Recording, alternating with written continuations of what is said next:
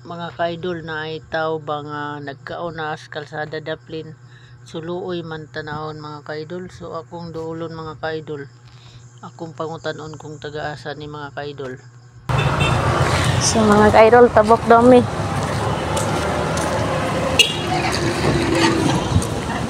So naikon rin guys. So may tiguang managkaon niya na.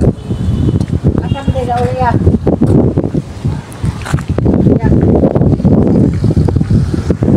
Ya dai ko niya. Pagkupak. Asa pa daw ya?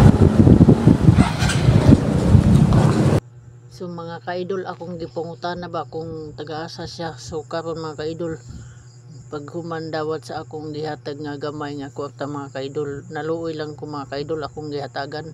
So nilakaw lang mga kaidol. So okay pa mga kaidol, nisabot lang ko kay murag na ato'y depensya sa utak.